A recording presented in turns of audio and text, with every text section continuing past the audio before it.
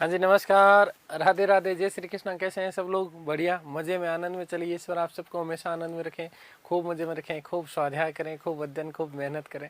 दोस्तों, हम बात कर रहे थे सूफी आंदोलन की। और इसी सूफी आंदोलन के कर्म में हमने बात की। मैंने कहा कि जो सूफी संप्रदाय था, जो सूफी संप्रदाय जो था, इस सूफी संप्रदाय में दो प्रकार की विचारधारा के लोग थे। कितने प्रकार के? दो प्रकार की विचारधारा के लोग थे। ठीक है, ये दो प्रकार की विचारधारा के लोग कौन कौन से थे? तो इसके बारे में पहली चीज हमने बात करी। मैंने आपको कहा बासरा। क्या कहा? बासरा।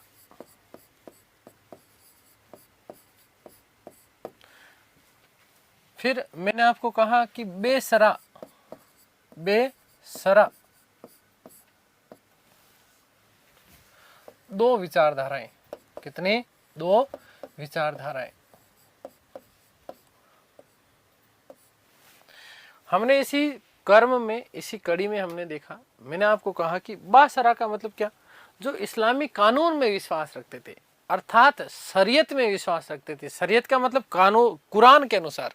कुरान में जो जो चीजें उल्लेखित थी, उन कुरान में उल्लेखित चीजों के अनुसार अपना आचार व्यवहार और जो सारी चीजें थी, उन चीजों को उन्होंने नियंत्रित किया।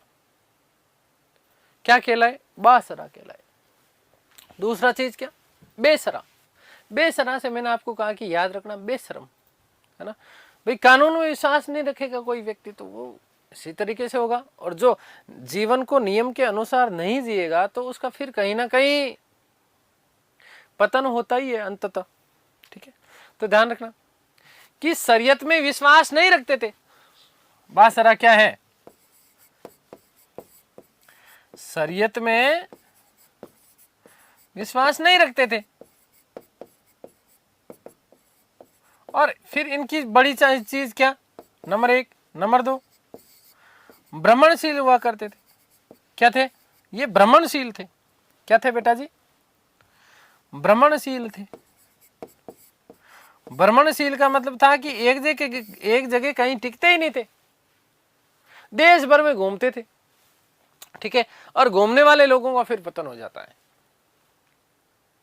तो इसलिए इनका क्या हो गया? पतन हो गया। इनका क्या हो गया था? पतन हो गया। ये इतनी बात बता दी मैंने आपको। फिर हमने करी बासरा की यदि बात करें तो मतलब शरीयत के अनुसार जीवन जिया इन्होंने, है ना। शरीयत के अनुसार, शरीयत में विश्वास रखने वाले लोग क्या कहलाए थे? बासरा कहलाए। कुरान में जो जो चीजें लिखी हुई थी, कुरान में जो जो चीजें लिखी हुई थी, उन चीजों के अनुसार जो है उन्होंने अपना जीवन स्थापित किया। और आगे चल करके फिर ये अनेक भागों में जो है विभाजित हो गए। स्थायी थे ये, अनेक भागों में जो है ये क्या हो गए थे? विभाजित हो गए थे। कौन कौन से भाग थे उसकी बात हम लोग कर रहे थे। ठीक है, अब देखो आपका यहीं से प्रश्न आएगा, भगवान ने चाहता हो, है ना, कि एक प्रश्न तो आपका यहीं से फंस जाएगा। मैं सारे के सारे, जैसे हमने बात करी थी बेटा चिश्ती सिलसिले की, फिर सोहरावर्दी की बात करी, फिर कादरी की बात करी, नक्शबंदी की करी, फिरदौसी की करी और सत्तारी की करी। ठीक है ना। तो कौन कौन से सिलसिले, उन सिलसिलों के संस्थापक कौन थे, उन सिलसिलों के संस्थापक कौन थे, उसकी बात अभी हम लोग करने वाले हैं। ठीक है, तो पहला प्रश्न तो सीधा सीधा जब एग्जामिनर प्रश्न बनाता है ना, तो यहीं से प्रश्न बना दिया करता है कि जैसे आपको पूछ लेंगे कि सुहरावर्दी संप्रदाय के संस्थापक कौन थे, कादरी का पूछ लेंगे, नक्शबंदी का पूछ लेंगे, चिश्ती का पूछ लेंगे। ठीक है, फिरदौसी सत्तारी का पूछ लेंगे। लेकिन फिर इससे कह रहा हूं ज्यादा ध्यान आपको देना है किस पे देना है। हालांकि चीजें मैं थोड़ी थोड़ी सारी बताने वाला हूं, ठीक है ना, लेकिन ज्यादातर आपका जो सिलेबस का मुख्य जो पाठ्यक्रम में जो है ना, वो चिश्ती सिलसिला है। ठीक है ना, क्या है बेटा जी? चिश्ती सिलसिला है। ठीक है, तो देखो मैं इधर लिख रहा हूं चिश्ती।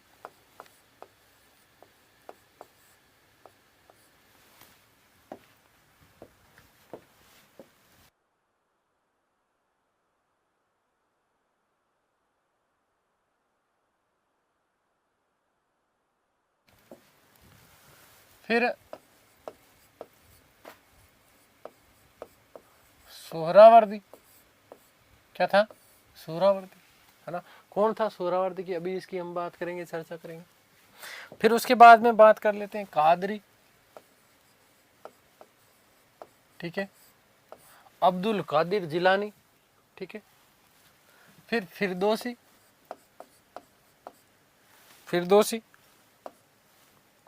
कौन सा? फिरदौसी।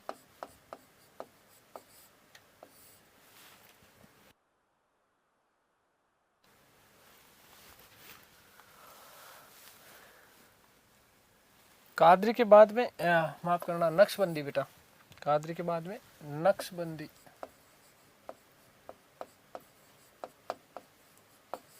नक्शबंदी के बाद में फिरदौसी,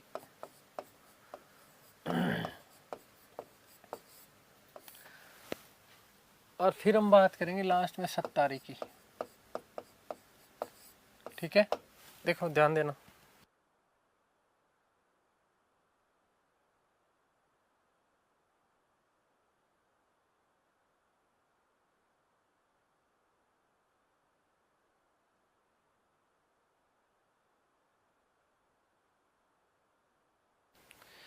देखो ध्यान देना, यहीं से आपका मामला बैठने वाला है। चिश्ती सिलसिला, एक एक की बात करते हैं अपन, ठीक है। चिश्ती सिलसिले की यदि हम बात करते हैं भारत में, तो चिश्ती सिलसिले के संस्थापक कौन माने जाते हैं? ख्वाजा मोइनुद्दीन चिश्ती। कौन माने जाते हैं? ख्वाजा मोइनुद्दीन चिश्ती। आप लोगों को पता होना चाहिए कि तराइन का जब द्वितीय युद्ध लड़ा गया, तराइन का द्वितीय युद्ध जब लड़ा गया था, उसी समय मोहम्मद गोरी की सेना के साथ में ये भारत आए। मोहम्मद गोरी की सेना के साथ में ये कहाँ आए थे? भारत आए थे। और उन्होंने अजमेर को अपना आध्यात्मिक केंद्र बनाया, अजमेर को अपना आध्यात्मिक केंद्र बनाया। और यहीं पर उन्होंने ऐसा कहा जाता है कि चिश्ती सिलसिले, या सिलसिले का मतलब संप्रदाय, चिश्ती सिलसिले की इन्होंने क्या की है? नींव डाल दी। आगे बात समझ क्लियर है? फिर हम बात करते हैं, जैसे चिश्ती सिलसिले को हम भारत में दो भागों में विभाजित कर सकते हैं। उत्तरी भारत, उत्तरी भारत की हमने बात कर ली, ख्वाजा साहब। कौन? ख्वाजा साहब। दूसरा हम बात करते हैं दक्षिण भारत में। दक्षिण भारत में दो लोग, दक्षिण भारत में कितने? दो लोग। तो पहले चीज तो ऐसे समझना कि दक्षिण भारत में चिश्ती सिलसिले के संप्रदाय की स्थापना के समय, दक्षिण भारत में चिश्ती सिलसिले के स्थापना के समय वहां पर गरीब लोगों का राज हुआ करता था। कैसे याद रखोगे कि गरीब लोगों का राज हुआ करता था? तो कैसे याद रखोगे बेटा? गरीब को दीन भी तो बोलते हैं ना। तो याद रखना कि बुरहान दीन गरीब, और दूसरे व्यक्ति माने जाते हैं गेसूद राज। दूसरे व्यक्ति कौन? गेसूद राज।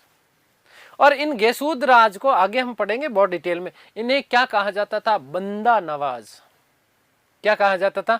बंदा नवाज कहा जाता था। गुलबर्गा कर्नाटक को, गुलबर्गा कर्नाटक को उन्होंने अपना कार्यस्थल बनाया। तो ये पिछली बार रीट भर्ती परीक्षा का जो पेपर था, तृतीय श्रेणी भर्ती परीक्षा, उसमें ये प्रश्न पूछ लिया गया कि चिश्ती संप्रदाय दक्षिण भारत में कहां पर स्थापित हुआ? तो गुलबर्गा कर्नाटक। क्या होगा? गुलबर्गा कर्नाटक। इसकी बात हो गई। चलिए दूसरी हम बात करते हैं, दूसरे की चर्चा करते हैं। दूसरा कौन सा जी? सुहरावर्दी। दूसरा कौन सा? सुहरावर्दी। तो सुहरावर्दी का संस्थापक पूछे तो याद रखना, सुहरावर्दी का सुहरावर्दी था। सुहरावर्दी का सुहरावर्दी था। कैसे सुहरावर्दी? शिहाबुद्दीन सुहरावर्दी।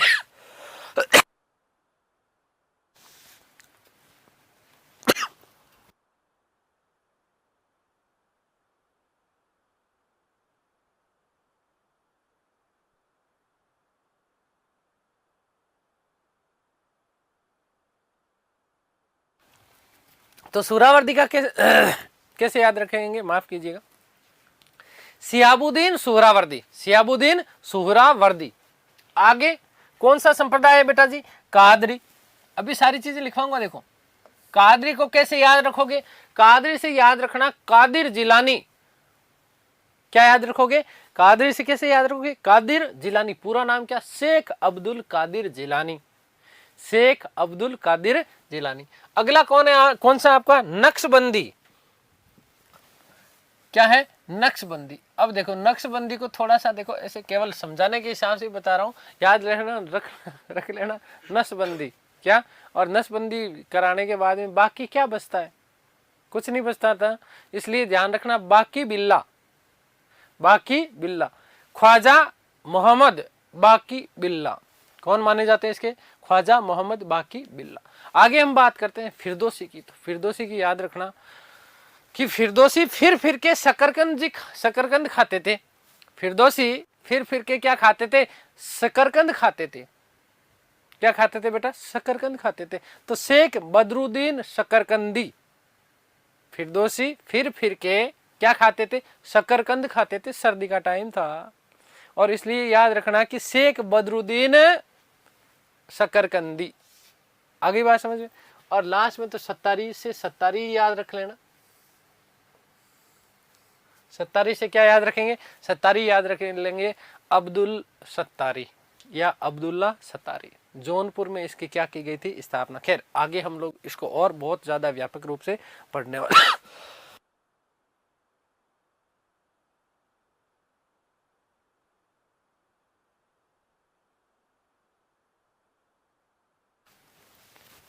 चलिएगा, तो हम बात कर लें देखो चिश्ती की। मूलतः चिश्ती सिलसिला उत्तर भारत और दक्षिण भारत दो भागों में है, ठीक है। लेकिन मूल रूप से चिश्ती संप्रदाय की भारत में स्थापना करने वाले प्रथम जो व्यक्ति थे वो कौन थे? ख्वाजा मोइनुद्दीन। ख्वाजा मोइनुद्दीन चिश्ती। ख्वाजा मोइनुद्दीन चिश्ती, ठीक है। अब फिर इसको आगे दो भागों में हम लोग बात करेंगे, ठीक है। दो भाग कौन कौन से? एक तो हमारा बेटा उत्तर भारत, एक हमारा कौन सा? उत्तर भारत, और एक आपका कौन सा? दक्षिण भारत। दक्षिण भारत, ठीक है। उत्तर भारत में ध्यान रखना कि ख्वाजा साहब, ठीक है। उत्तर भारत में कौन? ख्वाजा साहिब, ख्वाजा साहब। और दक्षिण भारत में दो लोग विशेष रूप से आपको याद रखने हैं। कौन कौन से? एक तो बुरहान दीन गरीब। बुरहान दीन गरीब। बुरहान दीन गरीब, ठीक है, पहला चीज। और मैंने क्या कहा? मैंने कहा राज था गरीबों का, इसलिए क्या याद रखोगे? गेसूद राज। क्या याद रखोगे? गेसूद राज। और गेसूद राज जी को क्या कहा जाता है? बंदा नवाज। नाम दूसरा क्या मिल सकता है? बंदा नवाज। और कहां पर बेटा जी? तो ये पूछा जा चुका, देखो है ना, शिक्षक भर्ती परीक्षा में ये प्रश्न पूछा जा चुका है। गुलबर्गा कर्नाटक। गुलबर्गा कर्नाटक। गुलबर्गा कर्नाटक, ठीक है, क्लियर। सुहरावर्दी में क्या याद रखोगे बेटा? ध्यान देना, शिहाबुद्दीन सुहरावर्दी। शिहाबुद्दीन सुहरावर्दी। सुहरावर्दी, ठीक है, हो गई बात क्लियर। इसके संस्थापक कौन है? शिहाबुद्दीन सुहरावर्दी। चलिए कादरी की बात कर लेते। तो शेख अब्दुल कादिर जिलानी। शेख अब्दुल कादिर जिलानी। कादिर जिलानी, ठीक है, चलिए आगे नक्शबंदी की हम लोग चर्चा कर लेते हैं। किसकी? नक्शबंदी की। तो मैंने कहा था बाकी क्या बचेगा, तो ख्वाजा मोहम्मद बाकी बिल्ला, ख्वाजा मोहम्मद बाकी बिल्ला, बाकी बिल्ला, ठीक है बेटा जी। अगली चर्चा कर लेते हैं हम लोग किसकी? फिरदौसी की। तो याद रखिएगा शेख बदरुद्दीन शकरकंदी, मैंने कहा फिरदौसी फिर के शक्कर खाते थे, शकरकंद खाते थे, तो क्या याद रखोगे? शेख बदरुद्दीन शकरकंदी, शेख बदरुद्दीन शकरकंदी,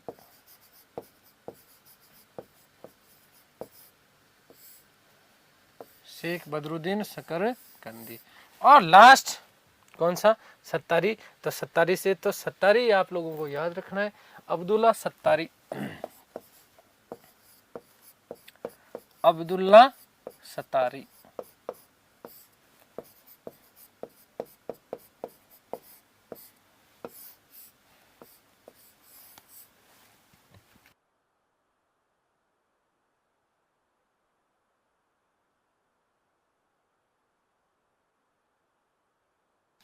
ठीक है, आगे बात समझ में क्लियर है ना? देखिएगा पहला सिलसिला हमने बात की किसकी? चिश्ती। कौन है? ख्वाजा मोइनुद्दीन चिश्ती। अब इसके पीछे कई किंवदंतियां मिलती है। ऐसा उल्लेख मिलता है, क्या उल्लेख मिलता है बेटा, कि चस्त नामक स्थान जो था ईरान में, है ना, चस्त नामक स्थान से आए थे ख्वाजा साहब, और इसलिए उन्होंने जो जिस संप्रदाय की स्थापना की वो चिश्ती कहलाए। क्या कहलाए? चिश्ती कहलाए, ठीक है ना। चस्त नामक स्थान से आए थे कौन? ख्वाजा मोइनुद्दीन चिश्ती। ईरान का जो क्षेत्र था चस्त नामक, वहां से आकर के इन्होंने यहाँ पर जिस सिलसिले की स्थापना की उसी सिलसिले को क्या कह दिया गया? चिश्ती कह दिया गया।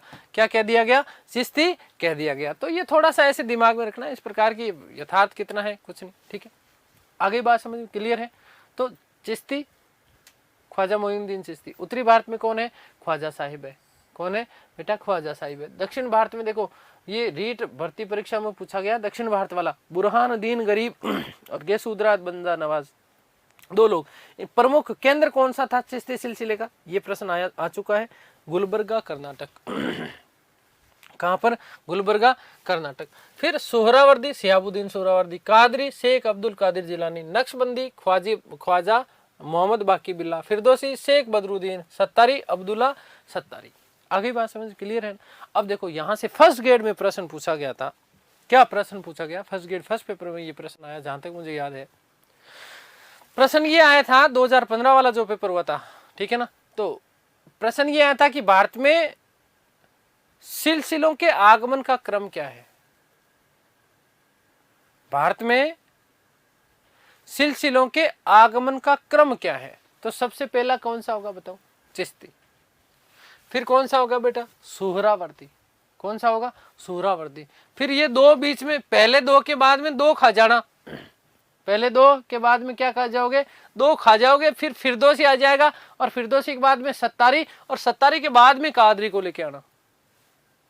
भारत में यदि चिश्ती सिलसिले के बात करें आगमन के क्रम की, तो इस प्रकार से आते हैं। कैसे? सबसे पहले चिश्ती सिलसिला, फिर उसके बाद में सुहरावर्दी, उसके बाद में फिरदौसी, फिर उसके बाद में सत्तारी, फिर कादरी, और फिर नक्शबंदी लास्ट में, अंत में, ठीक है। तो देखिएगा मैं यहीं पर लिख देता हूं अगली स्लाइड में कि भारत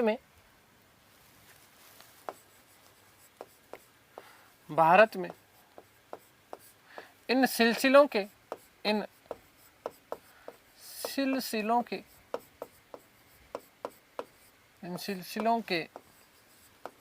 आगमन का क्रम,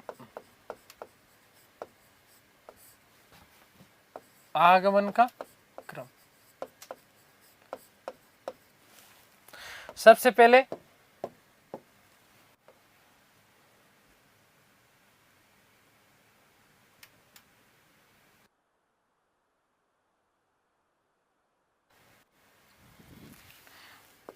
चिश्ती सिलसिला नंबर 1, कौन सा बेटा, चिश्ती। चिश्ती के बाद में ध्यान रखना कौन सा आएगा, सुहरावर्दी। कौन सा आएगा, सुहरावर्दी। ये प्रश्न आ चुका है, ठीक है। सुहरावर्दी के बाद में कौन सा सिलसिला आया, यहाँ पर ध्यान दीजिएगा कि फिरदौसी। फिरदौसी बिहार में, ठीक है।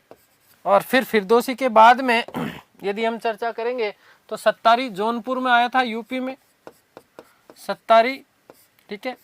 सत्तारी के बाद में ध्यान रखना कादरी। कादरी के बाद में लास्ट में नक्शबंदी, ठीक है। क्या है, नक्शबंदी।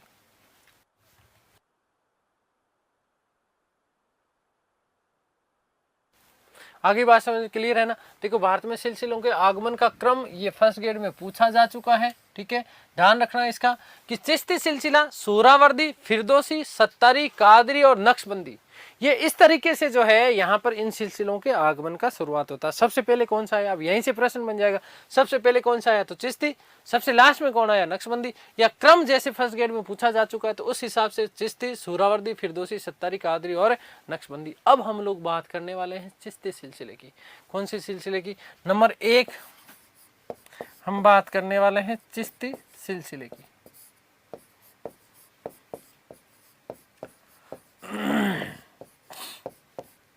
चिश्ती सिलसिला, अब देखो ध्यान से सुनना बेटा। चिश्ती सिलसिले की स्थापना की यदि हम बात करते हैं तो स्थापना 2 जगह, कितनी जगह, स्थापना 2 जगह, एक तो भारत में, एक भारत से बाहर। स्थापना 2 जगह हुई है, कहां कहां, एक तो भारत में हुई और एक भारत से बाहर हुई, ठीक है। भारत में आप लोगों को मैंने बता दिया किसने की, ख्वाजा मोइनुद्दीन चिश्ती साहब ने। ऐसा कहा जाता कि ख्वाजा मोइनुद्दीन चिश्ती चस्त नामक स्थान जो कि सिस्तान के पास में ईरान का समीप का क्षेत्र था, वहीं से ये भारत आए थे। और भारत से बाहर यदि हम बात करते हैं तो भारत से बाहर हेरात, बलूचिस्तान और उसके आसपास का क्षेत्र, बलूचिस्तान और उसके आसपास का क्षेत्र। जब हमने चंद्रगुप्त मौर्य के समय की बात की थी, और चंद्रगुप्त मौर्य के समय मैंने आप लोगों को एक बात बताई थी कि 305 ईसा पूर्व में उसने यूनानी शासक को पराजित किया था और हेरात उसे दहेज में मिला था। एरिया शब्द लिखाया था मैंने, आप लोगों को पता होना चाहिए। तो वही हेरात, हेरात का मतलब क्या, बलूचिस्तान और उसके आसपास का जो क्षेत्र था। अब वहां से भारत में तो ख्वाजा मोइनुद्दीन चिश्ती, और वहां पर ख्वाजा मोइनुद्दीन साहब के अब्बू समझ लेना, कौन है, अब्बू। अब्बू का मतलब पिताजी, समझाने के लिए, याद करवाने के लिए लिखवा बता रहा हूं, देखो ध्यान से सुनना। भारत से बाहर कहां हुई है, हेरात में हुई। किसने करी, अब्बू अब्दाल चिश्ती ने। और ऐसा कहा जाता है कि अब्बू अब्दाल चिश्ती जो थे वो वस्तुतः खुरासान के निवासी थे। खुरासान बोले तो ईरान, ठीक है। तो देखिएगा भारत से बाहर एक तो, और एक भारत के अंदर। हम बात कर रहे हैं चिश्ती सिलसिले के स्थापना की, ठीक है। स्थापना,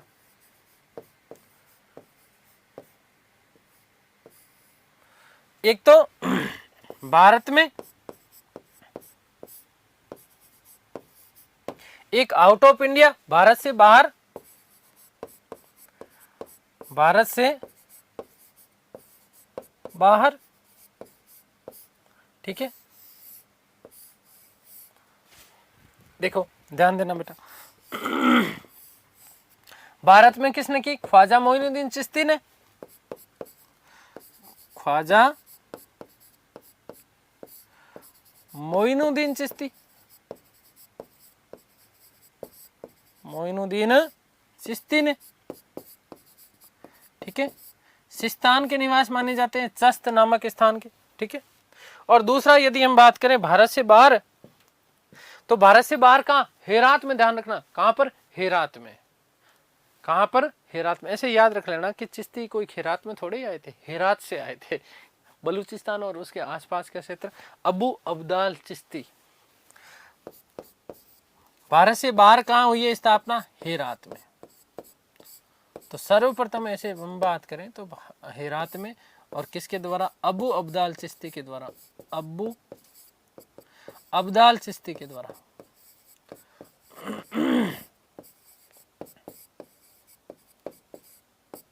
ठीक है, याद रखिएगा कि खुरासान के निवासी थे।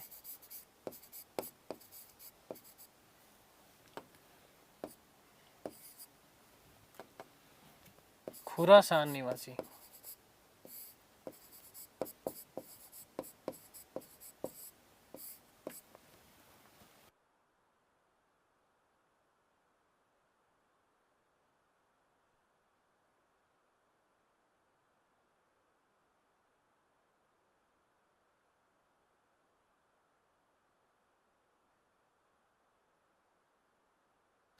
ठीक है, तो हमने बात कर ली किसकी? स्थापना की।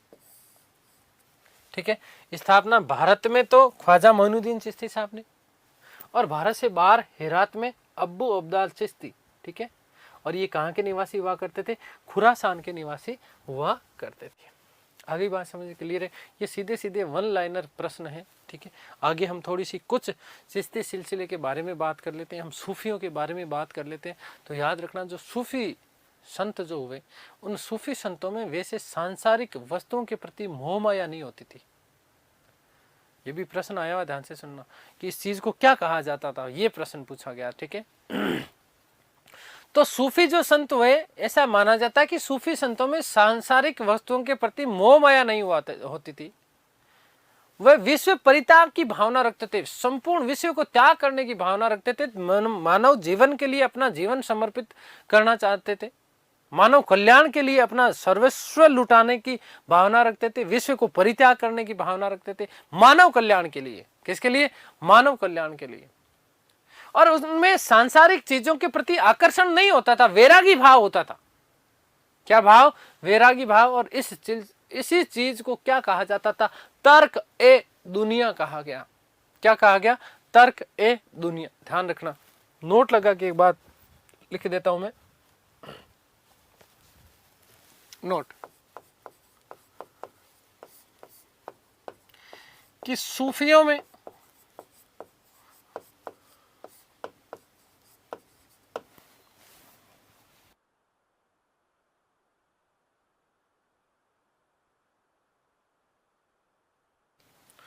सांसारिक वस्तुओं के प्रति, सांसारिक वस्तुओं के प्रति, वस्तुओं के प्रति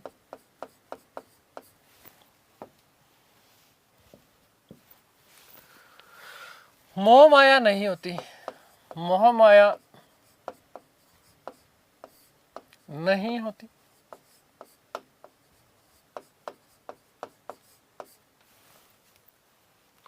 वे विश्व परित्याग की भावना रखते हैं, वह विश्व परित्याग की भावना रखते हैं।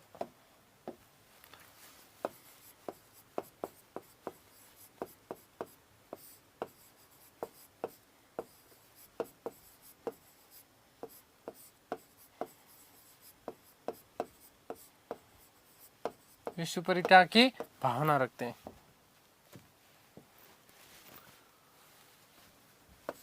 वैरागी जीवन, वैरागी जीवन व्यतीत करते हैं।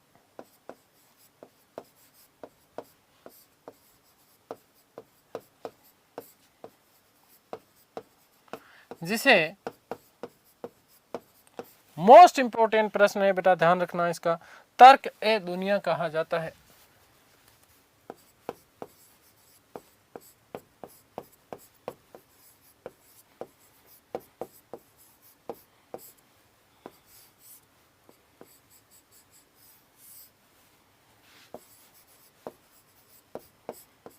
क्या कहा जाता है? तर्क ए दुनिया कहा जाता है।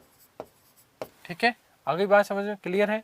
तर्क ए दुनिया पूछा जा सकता है, क्या चीज है तर्क ए दुनिया सूफियों के संदर्भ में? तो उनकी सांसारिक वस्तुओं के प्रति मोह माया नहीं होती है, विश्व परित्याग की भावना रखते हैं, वो मानव कल्याण के लिए अपना सारा जीवन समर्पित कर देते हैं। मैंने आपको कहा कि चिश्ती विशेष रूप से जो कि राजनीति का हिस्सा नहीं बनते थे। अब देखो सीधी सी बात, ये हमने बात कर ली। अब आपसे यदि मैं प्रश्न पूछूं कि भारत का प्राचीनतम सिलसिला कौन सा माना जाता है, और दूसरा प्रश्न मैं ये पूछूं कि भारत का नवीनतम सिलसिला कौन सा माना जाता है, क्या बता दोगे क्या? दिमाग लगाओ थोड़ा सा। कुछ समय पहले हमने बातें करी कुछ चीजें, देखो ध्यान देना बेटा। चिश्ती सिलसिला भारत का सबसे नवीनतम, माफ कीजिए, सबसे प्राचीनतम माना जाता है। चिश्ती सबसे प्राचीनतम, सबसे पहले कौन आया वो प्राचीनतम होगा, सबसे लास्ट में कौन आए, नक्शबंदी। कौन आए, नक्शबंदी। तो सबसे नवीनतम कौन सा माना जाता है, नक्शबंदी। ध्यान रखना कि चिश्ती सिलसिला जो है सबसे प्राचीनतम सिलसिला माना जाता है, सबसे प्राचीनतम सिलसिला। ध्यान रखना इस बात का कि सबसे प्राचीनतम सिलसिला माना जाता है।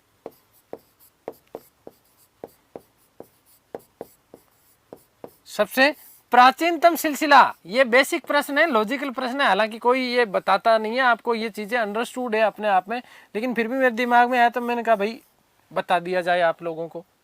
ऐसा नहीं हो कि भाई साहब ने, गुरुजी ने बताया ही नहीं।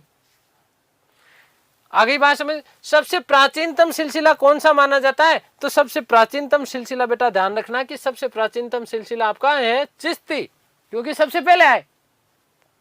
और सबसे नवीनतम आपका कौन सा माना जाता है, नक्शबंदी, सबसे लास्ट में आए, सबसे लास्ट में आए। आगे बात समझ। सबसे नवीनतम सिलसिला माना जाता है, सबसे नवीनतम नवीनतम सिलसिला माना जाता है, सबसे नवीनतम सिलसिला माना जाता है। कौन सा माना जाता है बेटा जी, याद रखना कि नक्शबंदी। ये सीधे सीधे आपके बेसिक से प्रश्न है, ठीक है, जो आपसे हो सकता है कि पूछ लिए जाए, ठीक है। खैर हम बात कर रहे थे चिश्ती सिलसिले की, और चिश्ती सिलसिले में हमने बात की कि भारत से बाहर तो इसकी स्थापना हुई है, कहाँ पर, ध्यान रखना, हेरात में। कहाँ पर हुई है, हेरात में। और भारत में इसके जो संस्थापक माने जाते हैं, वो संस्थापक माने जाते हैं ख्वाजा मोइनुद्दीन चिश्ती। कौन माने जाते हैं, ख्वाजा मोइनुद्दीन चिश्ती। एक मुझे चीज़ दिमाग में आई तो इसलिए मैंने आपको बता दिया, तर्क दुनिया, क्योंकि मैं आपको जब शब्दावली लिखवा रहा था तो उस समय मैं लिखवा नहीं पाया था, तो ये याद रखना तर्क दुनिया क्या चीज़ है, तो ये भी मैंने आप लोगों को बता दिया है। अब महत्वपूर्ण बातें कुछ, क्या महत्वपूर्ण बातें बेटा ध्यान रखना। हम बात कर रहे हैं ख्वाजा मोइनुद्दीन चिश्ती।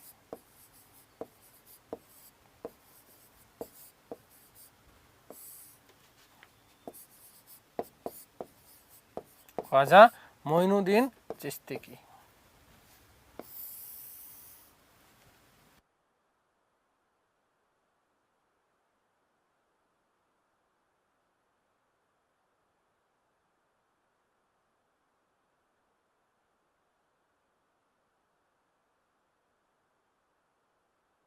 तो ध्यान दीजिएगा कि ख्वाजा साहब के बारे में हम थोड़ी सी चर्चा कर लेते हैं, ठीक है। देखिएगा ख्वाजा साहब के यदि हम बात करें कि इनका प्रारंभिक जीवन कहाँ था, कैसे था, किस प्रकार से चीज़ें इन्होंने व्यतीत की, तो उसके बारे में देखिएगा कि इनका जन्म जो माना जाता है वो जन्म माना जाता है 1141 ईस्वी में। और 1141 ईस्वी में इनका जो जन्म हुआ वो मैंने आपको पहले ही बताया था कि सिस्तान, और सिस्तान बोले तो कहाँ पर, सिस्तान ईरान, संजरी नामक स्थान पर इनका क्या माना जाता है, जन्म माना जाता है। संजरी नामक स्थान पर इनका क्या माना जाता है, जन्म माना जाता है। कुछ फोटोज आप लोगों के लिए मैंने डाउनलोड किए हैं, अभी मैं आपको दिखाने वाला हूं। खैर तो ध्यान दीजिएगा कि 1141 में सिस्तान ईरान नामक, ईरान जो है संजरी नामक स्थान पर इनका क्या हुआ था, जन्म हुआ था। पिता का नाम ध्यान रखिएगा कि इनके पिता का नाम मिलता है हजरत मोहम्मद सैयद गयासुद्दीन, हजरत किसको कहा जाता था? जिसने हज कर लिया हो, है ना, हज की यात्रा कर लिया हो, वो अपने नाम से पूर्व हजरत शब्द लगाया करते हैं। ठीक है, तो हजरत मोहम्मद सैयद गयासुद्दीन इनके पिताजी का नाम था। माताजी की यदि हम बात करें तो बीबी माहेनूर, बीबी माहेनूर। इनकी उपाधियां वेरी मोस्ट इंपॉर्टेंट, जो हर परीक्षा में आपके लगभग परीक्षा में आती है। ठीक है, उपाधि क्या थी इनकी? सुल्तान उल हिंद। उपाधि क्या थी इनकी? सुल्तान उल हिंद। सुल्तान उल हिंद की उपाधि किसने दी? मोहम्मद गोरी ने। ये मोस्ट इंपॉर्टेंट प्रश्न बनता है। किसके साथ में आए? तो मोहम्मद गोरी के साथ में आए थे। कब आए थे? 1192 ईस्वी में ये भारत आए थे। और सुल्तान उल हिंद की उपाधि भी किसने दी थी? मोहम्मद गोरी ने इनको सुल्तान उल हिंद की उपाधि दी थी। सुल्तान उल हिंद का शाब्दिक अर्थ क्या है? हिंद का आध्यात्मिक गुरु। हिंद बोले तो हिंदुस्तान। ठीक है, अब देखिएगा, मैंने आपको कहा ना कि चिश्ती संप्रदाय की स्थापना भारत से बाहर हेरात में हुई है। कहाँ हुई है? हेरात में हुई है। तो ख्वाजा साहब की इच्छा थी, ख्वाजा साहब की इच्छा थी। कुछ तस्वीरें मैं आपको अभी दिखाऊंगा, तो पैनल में लगवा रहा हूँ। ठीक है, देखिएगा, ख्वाजा साहब की इच्छा थी। क्या इच्छा थी? कि मैं जाकर के भारत में जाकर के मैं क्या करूं साहब? मैं चिश्ती संप्रदाय की स्थापना करूं। तो उनके गुरुजी ने कहा, बेटा तेरी बहुत अच्छी बात है, तू भारत में जाकर के चिश्ती सिलसिले की स्थापना करना चाहता है, इससे बढ़िया और क्या हो सकता है। लेकिन चाहे कुछ भी हो, हारना नहीं है। किसने कहा? गुरुजी ने। इसलिए गुरुजी का नाम बता रहा हूं, देखिए, हजरत शेख उस्मान हारूनी। हजरत शेख उस्मान हारूनी, इनके गुरु का नाम क्या माना जाता है? हजरत शेख उस्मान हारूनी। आगे बात समझ क्लियर है? ठीक है, देखिएगा, आगे की यदि हम बात करते हैं तो ख्वाजा साहब के बारे में और महत्वपूर्ण प्रश्न आप लोगों के क्या बनते हैं? महत्वपूर्ण प्रश्न आप लोगों के क्या बनते हैं? तो देखिएगा, ध्यान से सुनिएगा कि ख्वाजा साहब जो थे वो चिश्ती सिलसिले के 8वें गुरु माने जाते थे। कौन से गुरु? 8वें गुरु माने जाते थे। मैंने आपको बता दिया कि भारत कब और किसके साथ आए, तो 1192 में तराइन के द्वितीय युद्ध के समय मोहम्मद गोरी के साथ ये कहाँ आए थे? भारत आए थे। तो कुछ चीजें मैं आप लोगों के लिए लिखने वाला हूँ, देखिएगा।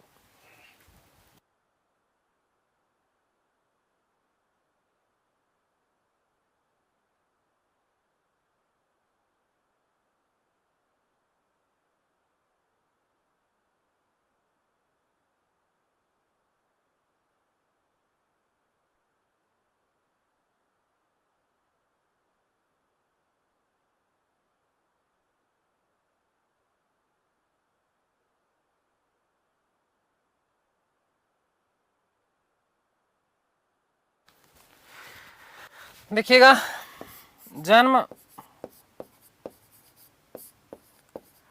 1141 ईस्वी में, जन्म 1141 ईस्वी में हुआ। कहां पर हुआ? कहां? तो सिस्तान, ईरान। सिस्तान, ईरान के सिंजरी नामक, सिंजरी नामक स्थान पर,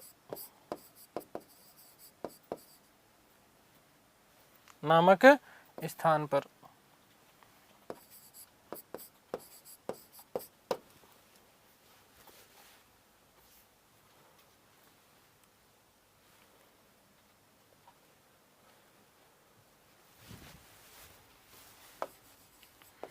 पिताजी का नाम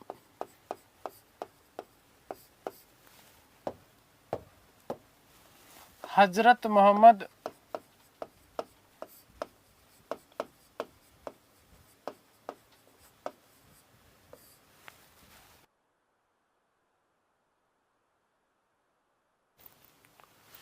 सैयद गयासुद्दीन, सैयद गयासुद्दीन। माताजी का नाम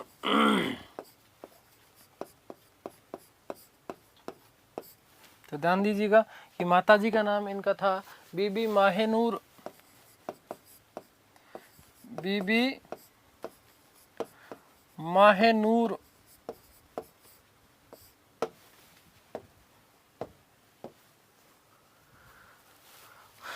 बात कर लेते हैं उपाधि की। मोस्ट इंपॉर्टेंट है बेटा, ध्यान देना, इसको प्रश्न पूछा जाता है आपसे ये, ठीक है। और उपाधि इनकी क्या है? सुल्तान उल हिंद, सुल्तान उल हिंद।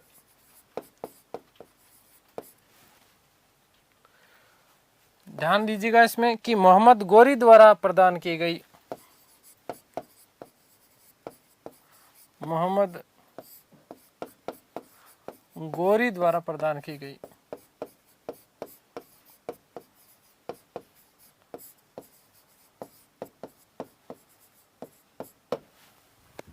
ठीक है। और इसका शाब्दिक अर्थ क्या होता है? हिंद का आध्यात्मिक गुरु,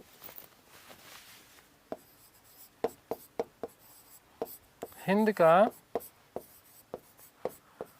आध्यात्मिक गुरु, आध्यात्मिक गुरु।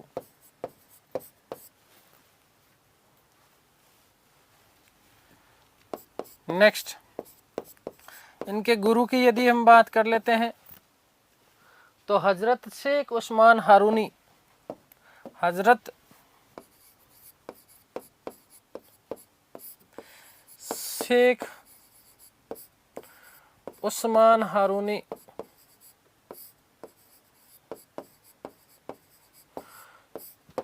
ध्यान दीजिएगा बेटा जी, सबसे महत्वपूर्ण बात फिर से इंपॉर्टेंट कर रहा हूं कि ख्वाजा साहब चिश्ती सिलसिले के 8वें संत माने जाते हैं। ख्वाजा साहब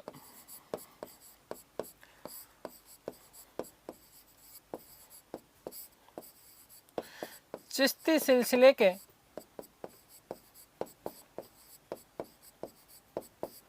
चिश्ती सिलसिले के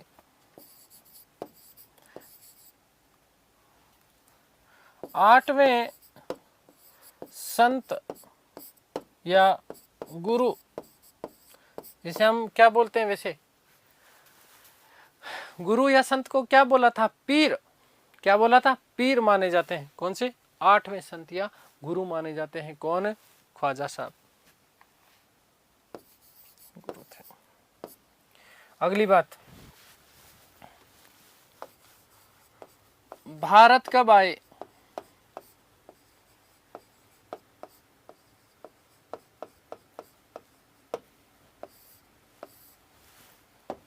देखिएगा, ध्यान दीजिएगा कि 1192 ईस्वी में तराइन के द्वितीय युद्ध के समय, तराइन के द्वितीय युद्ध के समय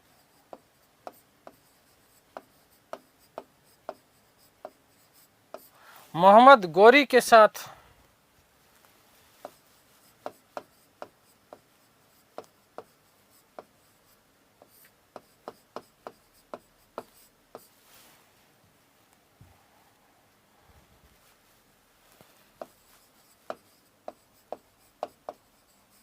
अब देखो महत्वपूर्ण प्रश्न क्या बनता है, किसके शासनकाल में, किसके शासनकाल में? तो कौन, किसका शासनकाल कहां किसका था?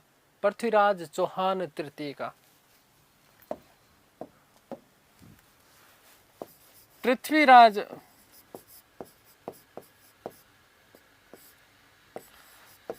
चौहान तृतीय के शासनकाल के दौरान, के शासनकाल के दौरान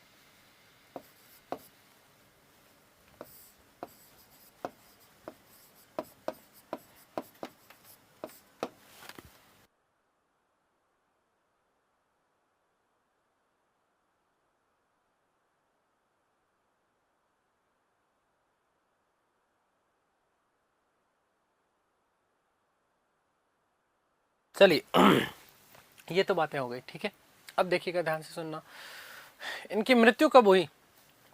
कई इतिहासकार मानते हैं कि इनकी मृत्यु 1230 में हुई और कई इतिहासकार मानते हैं कि इनकी मृत्यु 1236 में हुई। कहां पर हुई है? अजमेर में। कहां पर हुई है? अजमेर में। और अजमेर में ही इनकी दरगाह का निर्माण किया गया। अजमेर में ही इनकी दरगाह का क्या किया गया? निर्माण किया गया। प्रारंभ में छोटा सा स्वरूप था दरगाह का, लेकिन बाद में आगे चलते चलते बहुत बड़ा भव्य दरगाह है। ठीक है, अभी मैं आप लोगों को दिखाने वाला हूं ख्वाजा साहब की नगरी। अब यहां पर थोड़ी सी चीजें आपको कंट्रोवर्शियल मिलती है, हालांकि इन चीजों को इशू मत बनाना एक तो प्लीज, है ना, क्योंकि आप लोग क्या करते हो ना कि आदत है, आदत से मजबूर है, या तो मैं आपको बताऊं ही नहीं। इनकी मजार को निर्माण को लेकर के या इनकी दरगाह का निर्माण को लेकर के बहुत सारी चीजें कंट्रोवर्शियल है। एग्जैक्ट कोई भी आंकड़ा नहीं मिलता, लेकिन ज्यादातर जगह उल्लेख क्या मिलता है कि इनकी दरगाह का निर्माण इल्तुतमिश के द्वारा करवाया गया था। सबसे पहले कच्ची मजार बनाई गई थी, कच्ची मजार बनाई गई थी। मजार का मतलब एक तरीके से क्या है बेटा? समाधि है। क्या है? समाधि है, ध्यान रखना। दूसरी चीज, पक्की मजार का निर्माण मालवा के एक सुल्तान हुआ करते थे जिनका नाम था मोहम्मद खिलजी। और इस मोहम्मद खिलजी ने 1464 में जो है, ऐसा कहा जाता है कि इनकी पक्की मजार का क्या करवाया था? निर्माण करवाया था। पक्की मजार का निर्माण मालवा का सुल्तान मोहम्मद खिलजी। फिर आगे हम बात करेंगे कि यहाँ इनकी ख्वाजा साहब की जो दरगाह है, इस ख्वाजा साहब की दरगाह में 2 देग है। 2 देग का मतलब कढ़ाई, बड़ी बड़ी कढ़ाइयां हैं 2। अभी दिखाने वाला हूं, देखिएगा, दिखाई देता हूं मैं आप लोगों को। ये देखो, ये जो आप देख रहे हो ना, ये क्या है? देग है बेटा। ये क्या है? 2 है इस प्रकार की, एक छोटी देग है और दूसरी बड़ी देग है। यहां से आपका प्रश्न बनता है, बड़ी देग में 100 मन आ सकता है। कितना? 100 मन अनाज आ सकता है, धान आ सकता है उसमें, इतनी बड़ी है। और इसका निर्माण बड़े व्यक्ति ने करवाया। और बड़ा व्यक्ति बोले तो कौन? बादशाह अकबर। निर्माण किसने करवाया था? बादशाह अकबर ने। कब करवाया? 1567। 15 कितने होते हैं? 6, और 6 के बाद में कितना आता है? 7। तो 1567 में बड़ी देग का निर्माण करवाया गया था। किसके द्वारा? बादशाह अकबर के द्वारा। दूसरी जो छोटी देग है, वो छोटी देग का आकार 80 मन है। उसमें कितना अनाज आ सकता है? 80 मन। जब जब ख्वाजा साहब का उर्स लगता है, जो कि रजब माह की 1 से लेकर के 6 तारीख के मध्य लगता है, अभी बात करेंगे बेटा। राजस्थान का पहला सबसे बड़ा उर्स माना जाता है, सबसे बड़ा उर्स है ये। तो जब जब उर्स का आयोजन किया जाता है, तब तब उसमें बहुत भव्य, मतलब स्वादिष्ट व्यंजन तैयार किए जाते हैं। और व्यंजन भी क्या, जो लोग जैसे चढ़ाते हैं ना, वैसे चावल वगैरह इस प्रकार की बड़ी गजब वाली खिचड़ी बनाते हैं, है ना। मैंने तो खुद ने खाई है। तो उसका जो है क्या किया जाता है, उसमें पकाई जाती है। जो जो श्रद्धालु आते हैं, हर पंथ का सांप्रदायिक सौहार्द यदि आपको कहीं देखना है तो ख्वाजा साहब की दरगाह में जाइएगा, बड़ा सुकून मिलता है, अलग आनंद की अनुभूति होती है। और हर जात पात, वहां पर जात पात भुला करके सब लोग इतने प्रेम और स्नेह के साथ में आते हैं, पता ही नहीं लगता कौन व्यक्ति कौन है। क्योंकि ये जातियां पातियां, ये वर्ण, तो ये तो हमने बनाए, उन्होंने तो कभी जात पात की बात करी नहीं।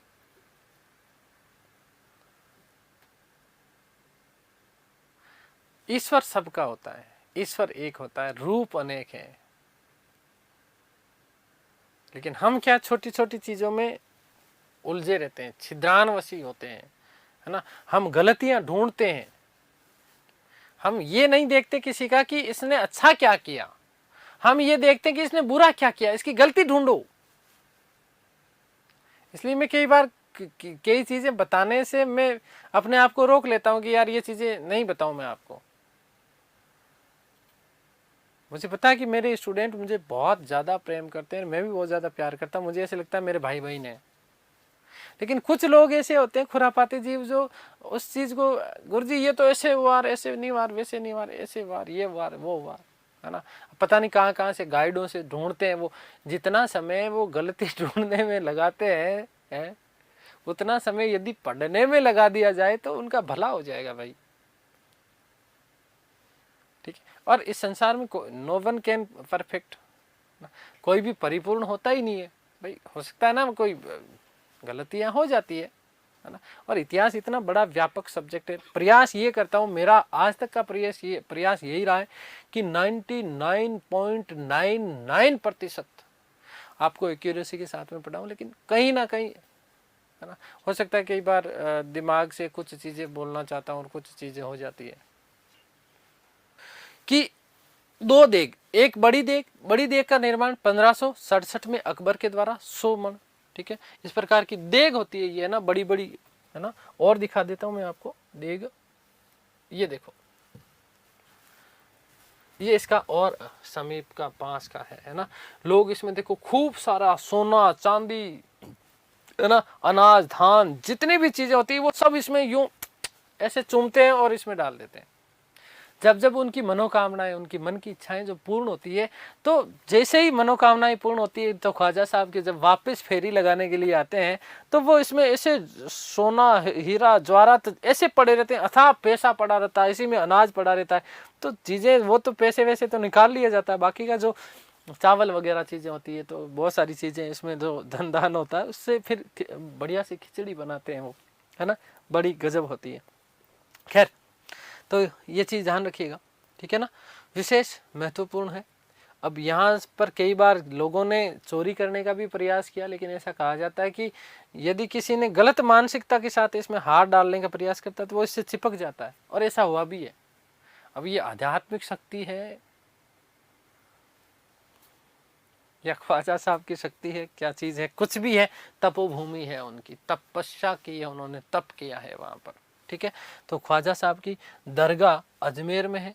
कहाँ पर है? अजमेर में है। थोड़ी सी चीजें ध्यान रखना बेटा, ये आपकी ख्वाजा साहब की दरगाह में आप लोगों को दिखा रहा हूँ, ठीक है। ये देखिए बड़ी भव्य है, बड़ी सुंदर है, अंदर मजार है, इसके अंदर जाकर के ये इसका थोड़ा सा पिछला वाला भाग आ जाता है, फेरी लगा कर वहाँ सामने से प्रवेश होता है। इसके पीछे वहाँ पर फिर बड़ी बड़ी जो है जालियाँ लगी हुई है जिसमें मुराद का धागा बांधते हैं, ठीक है। तो इस प्रकार से है, ध्यान रखना ये चीज, ठीक है। इसका निर्माण ऐसा माना जाता है कि कच्ची मजार का निर्माण जो है वो इल्तुतमिश के द्वारा करवाया गया था। किसके द्वारा? इल्तुतमिश के द्वारा करवाया गया था। चलिए ये देखिए, और देखिए इसको करीब से, बहुत भव्य है, बहुत ही सुंदर है, अद्भुत है ना। और इतना सुकून मिलता है जीवन में, कभी आपको समय मिले तो जरूर जाइएगा, ठीक है। यहाँ फिर अंदर जैसे घुसते हैं तो ये मकबरा, गुंबद, इसको गुंबद बोलते हैं, ठीक है। और अंदर जाकर के इस तरीके से चीजें हैं,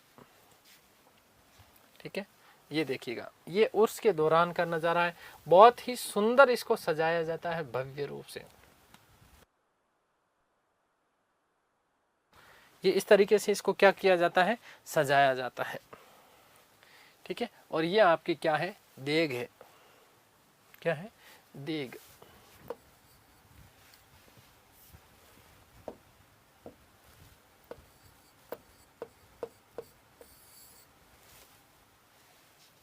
तो चलिए चीजें लिख देता हूं मैं आप लोगों के लिए।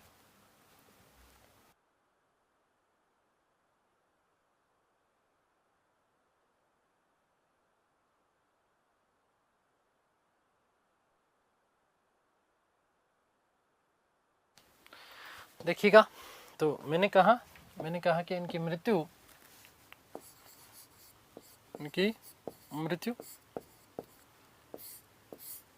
कब हुई?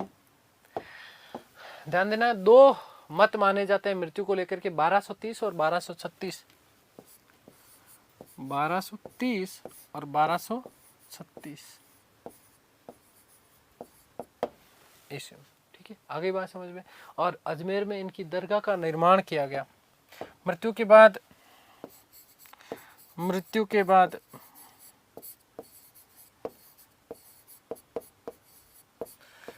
इनकी दरगाह का निर्माण, इनकी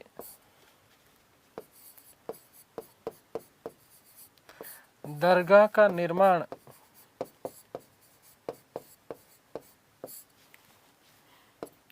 अजमेर में ही किया गया, अजमेर में ही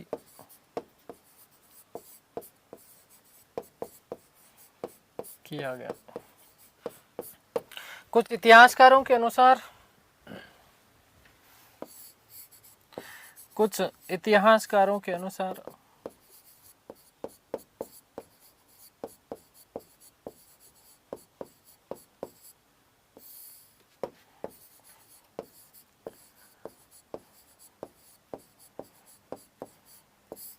ख्वाजा साहब की कच्ची मजार का निर्माण,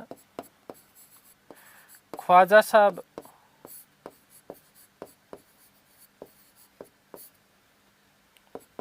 की कच्ची मजार का निर्माण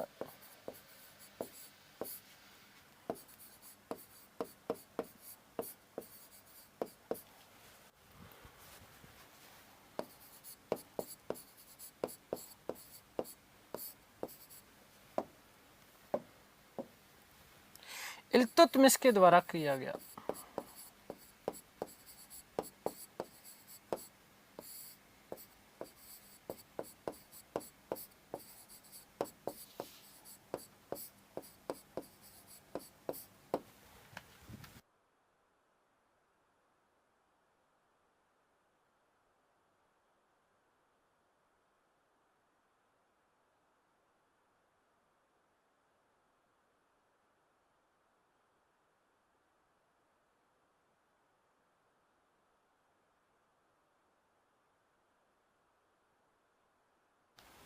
ठीक है, अब देखो ध्यान से सुनना।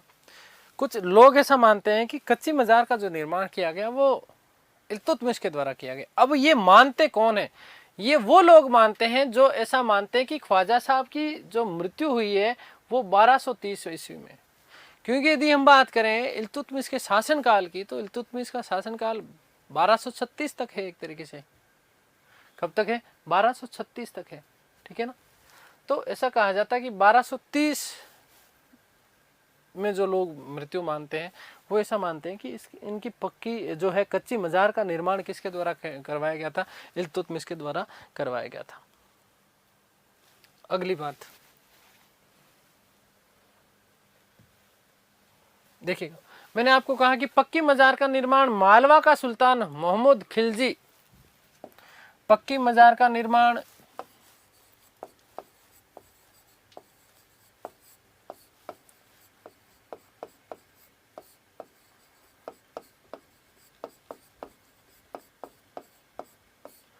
मालवा के सुल्तान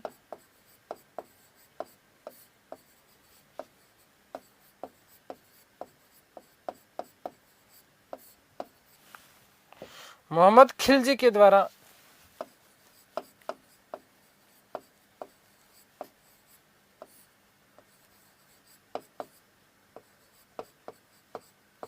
या इसे ही क्या नाम, महमूद है ना, महमूद भी मिलता है कई जगह, ठीक है, ध्यान रखना,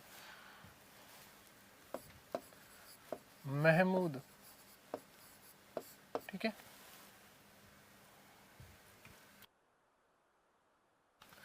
के द्वारा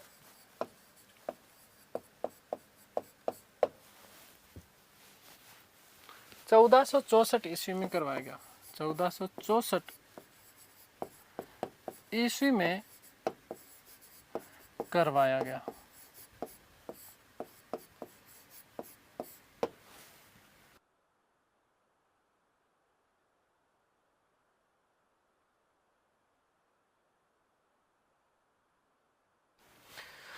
चलिए, तो और यदि हम बातें करें, एक तो छोटी देग और बड़ी देग की और मैं बात कर लेता हूँ। दो देग है यहाँ पर, ठीक है ना।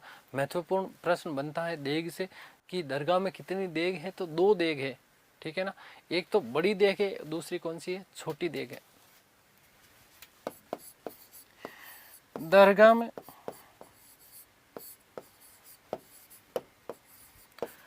दो देग है। देग का मतलब कढ़ाई है बड़ी बड़ी, ठीक है ना।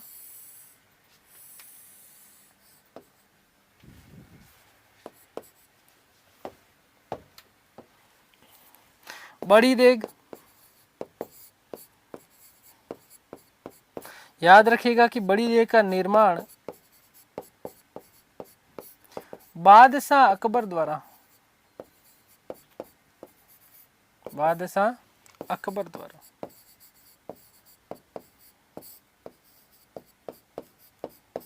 ठीक है। कब किया गया? 1567 ईस्वी में, 1567 ईस्वी। और छोटी देग छोटे व्यक्ति कराएगा, छोटा व्यक्ति, छोटा बेटा। बादशाह के बाद में अकबर के बाद में बादशाह कौन बना? जहांगीर। कौन बना? जहांगीर। और जहांगीर ने इसका निर्माण 1613 ईस्वी में। छोटी देग, छोटी देग, याद रखिएगा, निर्माण जहांगीर के द्वारा। किसके द्वारा? जहांगीर के द्वारा। कब करवाया गया? 1613 ईस्वी में। अब एक चीज क्या, बड़ी देग जो है बेटा वो 100 मण की है, 100 मण। और छोटी देग यदि हम बात करें तो 80 मण की है, 80 मण, ठीक है। आगे बात समझ में क्लियर है? तो उम्मीद करता हूँ सारी चीज़ें आप लोगों को समझ में आई होगी। ईश्वर से प्रार्थना करता हूँ कि आप सब स्वस्थ रहें, मस्त रहें, तंदुरुस्त, आह्लादित और प्रसन्नचित्त रहें। इस सृष्टि की संपूर्ण खुशियाँ आपको और आपके परिवार को मिले। मिलते हैं हमारी अगली कक्षा में, तब तक के लिए सभी को धन्यवाद, नमस्कार, थैंक यू सो मच।